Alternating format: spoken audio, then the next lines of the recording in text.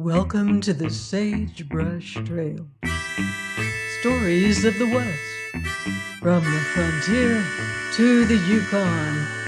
I'm Mardell, reading the final chapter of Delilah of the Snows by Harold Binloff.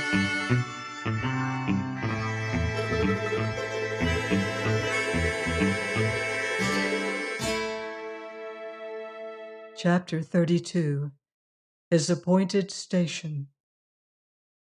A faint light was creeping across the snow when Ingleby rose from his bed of cedar twigs behind the log and stood up shivering. It was very cold, and most of his companions were still sleeping, though there were more of them than there had been the night before. During the darkness, a handful of strangers had come limping in, and one of them had told him a somewhat astonishing story about Trooper Probyn. He could grasp the significance of it, but that was all, for though the rapid was partly icebound now, one white sluice of water still frothed about the tree, and the sound it made seemed to keep his thoughts from crystallizing. He was, however, glad of the distraction. A man who flung down an armful of fuel stopped and shook two or three of his comrades, who got up and stretched themselves before they set about preparing their morning meal. The pines had grown sharper in outline by the time it was finished, and the snow beneath them had changed in hue and was now a flat, lifeless white. And though most of the men had risen, the stillness was more impressive than ever. Ingleby had grown accustomed to the roar of the river and could have heard the slightest sound through its pulsations. But there was nothing for him to hear beyond the sharp crackle of the fire and the restless movements of one or two of his companions. The rest were expectantly watching the man upon the log, but he stood motionless, with his face turned steadfastly down the valley. Ingleby, however, felt the tension less than he might have done under different circumstances. The game was up, and he had no doubt that the law he had defied would crush him for his contumacy. But that, after all, seemed of no great moment then. His faith was shattered. His hopes were gone, and it only remained for him to exculpate his comrades as far as he could and face his downfall befittingly. He took out his pipe and lighted it. But the tobacco seemed tasteless, and he let it go out again and sat listening until the man upon the log raised a warning hand, and a faint tramp of feet came out of the silence. There was a rhythm in it, and he knew that Slavin had come in with the troopers from Westerhouse. The men also heard it, and Ingleby stood up as they glanced at him. "I'm afraid you have gained very little by listening to Sewell or me, boys, but it might save confusion if you still leave me to do what I can for you," he said. "The police will be here in 2 or 3 minutes, and somebody must speak to them." There was a little murmur from the men, which suggested sympathy with and confidence in him. Then one of them, who was an American, waved his hand. "Mr. Ingleby will go right ahead, and you'll find us behind him, whatever he does," he said. "It isn't his fault this thing didn't quite pan out as we had figured. He's here just where he's wanted to see it out with us, and anyway, it's a big, cold bluff he and the rest of us, and a handful of placer miners of no account, have put up on the British Empire. We're beat, but the man who wants anything has got to show he means to have it. And they'll listen to the others because we shut our fist." Again there was a murmur, harsh but expressive, and the man upon the log looked down. "They're taking front among the firs," he said. "There's a stranger who must be slaving with them. I guess they'll be wanting you." He sprang down, and Ingleby climbed up on the log. There was a suggestive jingle and clatter among the trees, where dusty shapes flitted in the shadows, but two men were moving forward across the open strip of snow, where the light was clearer, and Ingleby recognized one of them as Colthurst. The other was a stranger who wore a somewhat ragged fur coat over his uniform. They stopped near the barricade, and Colthurst looked at Ingleby. The latter stood erect and very still, with the smoke of the fire rising in a pale blue column behind him. "I presume you're there to speak for your comrades," said the major. "Your surmise is quite correct," said Ingleby. Colthurst turned towards his companion.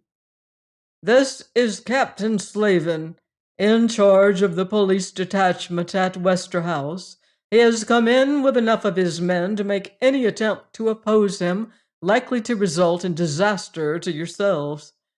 Captain Esmond being quite incapable of duty, this affair is in his hands." Ingleby raised his shapeless hat and wondered if this had been intended as a hint that he had no longer Esmond's rancor to fear. But the police officer, who looked at him sharply, made no sign of noticing the salute. "Well," he said, "what does Captain Slavin want?"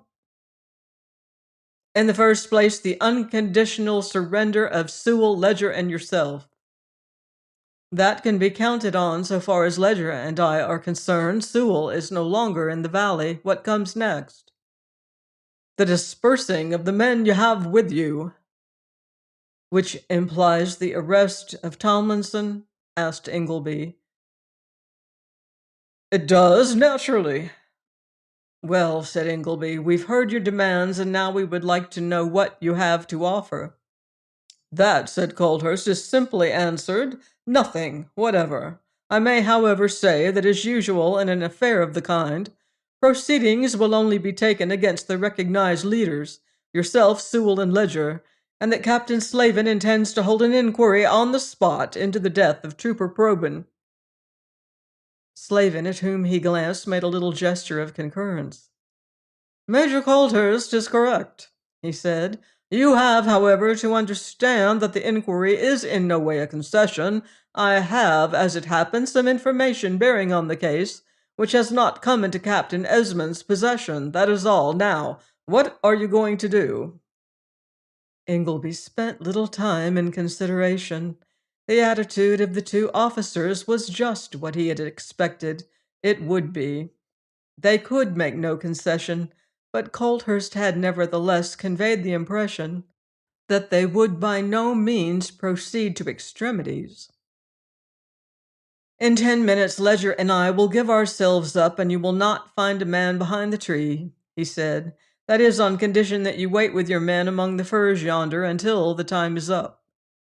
Slavin made a sign of comprehension, and when he moved back with Colthurst, Ingleby turned to the miners.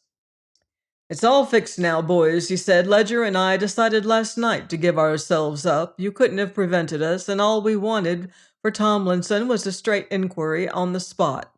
Now I want you to slip away quietly and hang your rifles up where you keep them. You have to remember that the police don't know who held up the outpost and have nothing definite against anybody but myself and Ledger." The men went reluctantly, and when the 10 minutes had expired, Ingleby and Ledger climbed down from the log. Two troopers accompanied them to the outpost, where, when Ingleby had spoken a few words to Slavin, they were left to their reflections for several hours. Then there was a tramp of feet outside, and a trooper led them into the adjoining room where Colthurst and Slavin sat. The door was open, and the corporal and a cluster of miners stood just outside. A carbine lay upon the table in front of Slavin, who turned to the miners as Ingleby came in. "I want you to understand that this is not a trial, boys," he said. "It's an inquiry into the death of Trooper Probyn, and I expect the truth from you. I have seen Prospector Tomlinson, and now I'll ask the corporal to give us his account of what happened the night Probyn disappeared." There was a little movement among the miners, and one or two of them glanced significantly at Ingleby. Slavin, it seemed, had already gained their confidence, and they felt that if Tomlinson was sent down for trial, it would be because he was guilty. Then the corporal told his story briefly, and admitted that Ingleby had differed from him concerning the locality in which one of the shots had apparently been fired. After that, several of the miners narrated how they had assisted to draw Probyn from the river, and the discovery of the bullet wound in him. Slavin, who listened to them quietly, nodded and signed to Ingleby. "You didn't agree with the corporal that the shots were fired in the same place?" "No, sir," said Ingleby. "One of them, I feel certain, came from quite an opposite direction. The corporal was busy at the time, or he would have recognized it." "The men who have just spoken were correct in their account of what Sewell did when Trooper Probyn had been taken out of the water?" "Yes, sir." "Did Sewell remove anything from the body?" "He did," and Ingleby took a little packet from his pocket and opened it. "These leaves. They had evidently been placed upon the wound. He said Probyn could not have placed them there himself, and that they were what the Indians often use to staunch a flow of blood." Slavin glanced at the desiccated fragments and turned to the miners. "Have any of you heard of the Indians using a plant for that purpose?" "I guess I have," said one. "One of them tried to fix up a partner of mine who'd cut himself chopping with the thing. It didn't seem to work on a white man." Slavin nodded. "I believe there is such a plant," he said. "Now, so far as we have gone, circumstances seem to point to Probyn having been shot by a man who afterwards tried to save him. He used a plant that only the Indians seem to believe in. Now come right in, Corporal. Do you recognize this carbine?" A trace of astonishment crept into the corporal's face as he took up the weapon. "Yes, sir," he said, "it's Probyn's. Am I quite sure? I know the number. And that dent under the barrel. He fell and struck it on a rock one day when I was with him." "Well," said Slavin, who took out a little book, "that's all I want from you. Now, boys, this inquiry is in my hands, but I don't know of any reason I shouldn't read you a little statement that was made on oath to me by a prospector who brought this carbine into Westerhouse Gully. I was working on a bench claim back under the range when an Indian came along," he said. "He had a carbine with him, offered to sell it me for tea and flour as he was lighting out of the country. This is just what he told me. He was hired to take 2 troopers from Green River across the range and was waiting for them just after sundown. He'd heard a black bear moving round. A black bear doesn't worry much about the noise he makes, and when something came smashing through a thicket, he loosed off at it. It was getting kind of dark, and when he clawed into the thicket, he found he'd got the trooper, who, as the trail was steep there, had left his horse. Did what he could to save him, but the man died, and the Indian got scared that the folks he pitched the tale to wouldn't believe him. That was why he dragged the trooper under a big rock by the river and put some stones and branches on him. Somehow the horse got away from him, though he fired at it. He didn't want that horse walking round making trouble.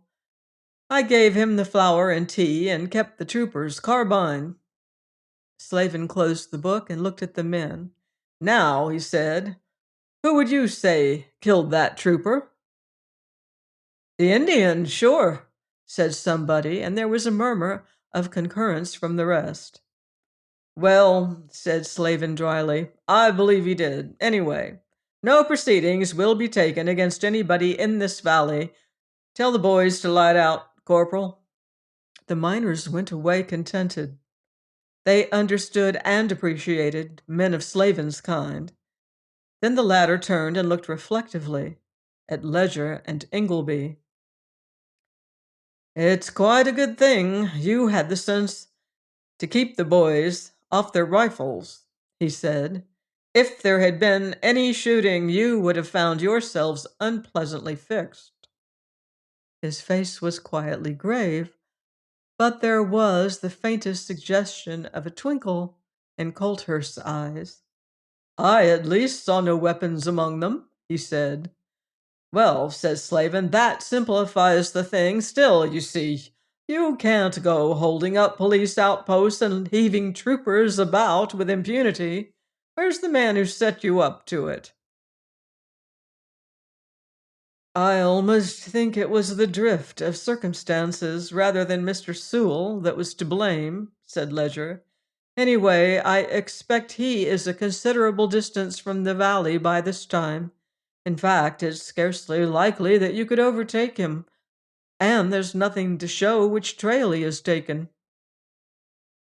It occurred to Ingleby that it was somewhat astonishing that such a capable officer as Slavin appeared to be had allowed so much time to pass before he asked the question. That, however, was Slavin's business. Well, said the latter, if I had a little more to go upon, I might make quite a serious thing out of this. As it is, all I'm very sure about is that you and your partner conspired to prevent the troopers getting at Tomlinson.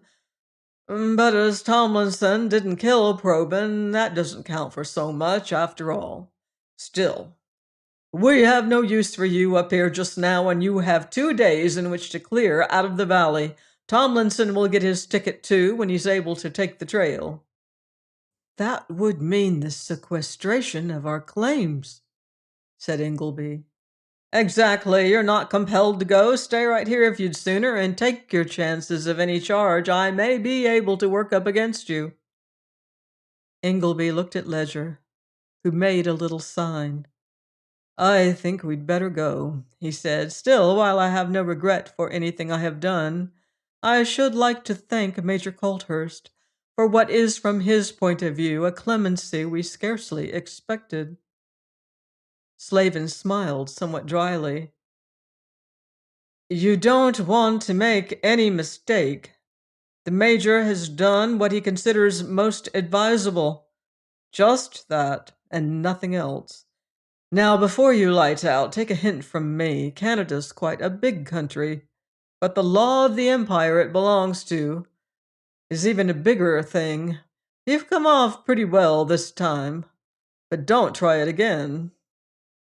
Ingleby made Colthurst a little grave inclination. In spite of Captain Slavin's explanation, I feel we owe you a good deal, sir, he said. Still, I think he's right in one respect. We attempted too big a thing. Henceforward, we'll go to work little by little in a different way. We have taken the wrong one, but the hope that led us into it is just as strong as ever. Colthurst smiled a little. Long before it's realized, you and I will be dead. If I ever come across you again under different circumstances, it will be a pleasure, he said. Ingleby turned and went out, taking Ledger with him, but he left the latter among the pines and swung into the trail that led past the Gold Commissioner's dwelling. He did not know whether he wished to see Grace or not, but as it happened, she came out on the veranda as he passed and stopped him with a little sign. "You're going away, Walter?" she asked. "Yes," said Ingleby, "in all probability I shall never come back." The girl's cheeks were flushed, and there was a curious, strained look in her eyes.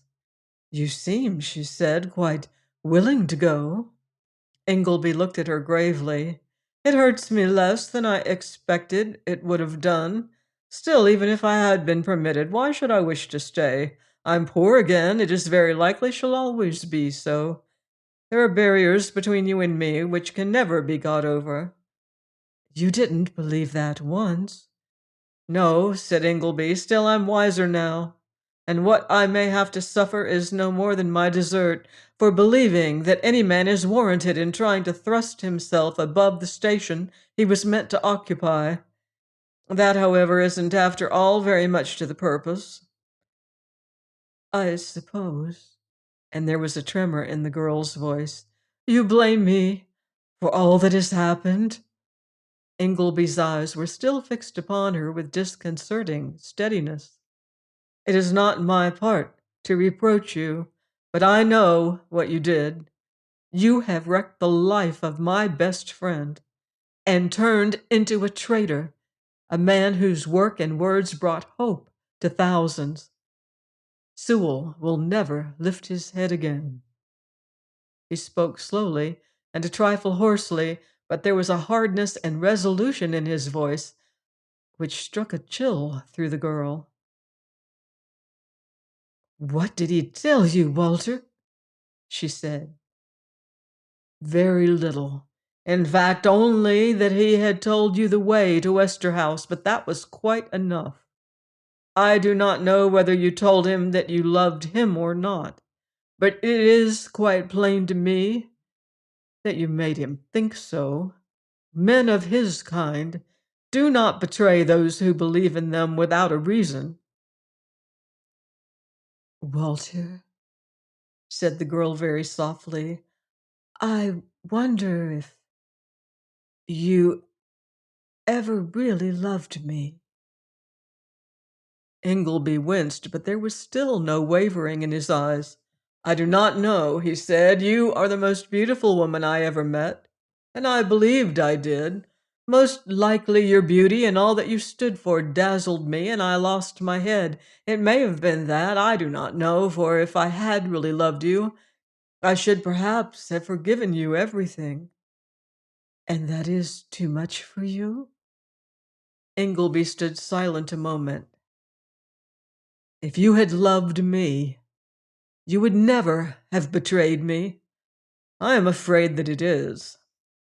Grace looked at him steadily, with the color in her cheeks, and her voice was a little tremulous. "Perhaps I wouldn't. Like you, I do not know." Then she held out her hand. "Don't think too hardly of me. Goodbye, Walter." Ingleby touched her fingers, for he dared not trust himself further, and swinging his shapeless hat off, abruptly turned away, while Grace stood very still until the shadows of the pines closed about him. And that was the last she ever saw of him. It was half an hour later when he walked quietly into the bakery and came upon Hetty getting her few belongings together. "I've come back to the people and the place I belong to. You will not turn me out," he said. Hetty's eyes shone softly. "We've been waiting for you, Walter. We knew you would come. Still, I'm not sure you can ever get quite back to where you were before." Ingleby saw her meaning, for he remembered the locket, and it seemed that Hetty knew what he was thinking, for a little color crept into her face. "Well," he said, "I will be patient and try very hard." Then he heard footsteps, and going out met Ledger at the door. The latter turned and came down the trail with him. "We're taking the trail tomorrow. Are you coming with us?" he said. "Of course," said Ingleby, looking at him in blank astonishment. "In that case, there is something to be said, and it is difficult, but Hetty is my sister, after all. Do you know who gave her that locket?" "I did," said Ingleby, "a long while ago, but I never fancied that she kept it. Tom, I do not know what your sister thinks of me, but she can't think more hardly of me than I do. Still, there may be one or two other colossal idiots of my description." "It's quite likely," said Ledger dryly. "That, however, isn't very much to the point, is it?" Ingleby stood silent a moment. "Tom," he said, "as you found out, it's difficult. And I don't understand the thing myself. Perhaps Miss Colthurst dazzled me. I've been off my balance ever since I came into this valley, but I know now that if I ever marry anybody, it will be Hetty. That's a very indifferent compliment to your sister. She will probably be a very long while forgiving me, but I may perhaps at last persuade her to believe in me again. Now, are you going to turn me away?" "No," said Ledger. "After that, I fancy we can face together what comes." It was early next morning when they left the valley with an escort of 20 miners to help them across the divide. And Hetty stood by Ingleby's side when they turned for a moment to look back from among the climbing pines. Then, as they turned again, Ingleby met the girl's clear eyes. "It may be a long while, Hetty, but I think I shall get quite back after all," he said. "It was in ever wanting to go away that I was horribly wrong." I hope you've enjoyed this story. 40 below. Brrr. Those pioneers were a hardy lot. And on season 3, we'll hear a first hand account of a wagon train when we'll be crossing the plains in 57. 1857, that is. So join me next time for more exciting Western adventure here on the Sagebrush Trail.